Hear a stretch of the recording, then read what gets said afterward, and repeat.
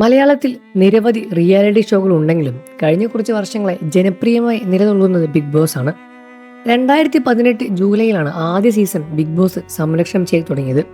അന്ന് എല്ലാ ദിവസവും ഏഷ്യാനെറ്റിൽ എപ്പിസോഡുകൾ 1 മണിക്കൂർ സംരക്ഷണം ചെയ്യുന്ന രീതിയിലായിരുന്നു. 4ാം സീസണിലേക്ക് എത്തിയപ്പോൾ ഹോട്ട്സ്റ്റാർ ലൈവ് സ്ട്രീമിംഗ് തുടങ്ങി. അതോടെ ബിഗ് ബോസ് വൻ വളർച്ചയായിരുന്നു. ലൈവ് സ്ട്രീമിംഗ് തുടങ്ങിയ ശേഷം ബിഗ് ബോസിന് കാഴ്ചകൾ വർദ്ധിച്ചു, കാഴ്ചക്കാരും വർദ്ധിച്ചു. അതുവരെ ബിഗ് ബോസ് മലയാളം 7 സീസൺ സംരക്ഷണം ചെയ്തത് ഹോട്ട്സ്റ്റാർ തന്നെയാണ്. മോഹൻലാലാണ് അവതാരകൻ. 7ാം സീസണിലെ അവസാനിച്ചിട്ട് അധിക നാളായിട്ടില്ല. എന്നാൽ അതിനുള്ളിൽ തന്നെ 8ാം സീസണിനെ കുറിച്ചുള്ള ചർച്ചകൾ ബിഗ് ബോസ് പ്രേക്ഷകരിൽ ആരംഭിച്ചു കഴിഞ്ഞു. ഇപ്പോൾ ഇതാ വരാനിരിക്കുന്ന 8ാം സീസണുമായി ബന്ധപ്പെട്ട് ബിഗ് ബോസിൽ മല്ലു ടോക്സ് നിരവധി പങ്കിട്ട വിവരങ്ങളാണ് ശ്രദ്ധ നേടുന്നത്. വരുന്ന ജൂണിലോ ജൂലൈയിലോ മാത്രമേ 8ാം സീസൺ ആരംഭിക്കാൻ സാധ്യതയുള്ളൂ എന്നും രേവതി പറയുന്നു. ബിഗ് ബോസിന്റെ 7ാം സീസൺ കഴിഞ്ഞിട്ട് 3 മാസം ആയതേ ഉള്ളൂ. അതിനിടയിൽ തന്നെ 8ാം സീസണിനെ കുറിച്ചുള്ള ചോദ്യങ്ങൾ വന്നു തുടങ്ങി.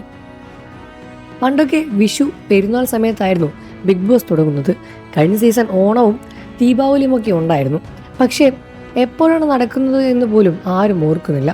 പുലിക്കളി വൈറലായതോടെയാണ് അതുമാത്രം ഓർമ്മയുള്ളത്. 8ാം സീസൺ ആരംഭിക്കാൻ തുടങ്ങി ജൂൺ, ജൂലൈ, ഓഗസ്റ്റ് ആകുമെന്ന് എനിക്ക് തോന്നുന്നു.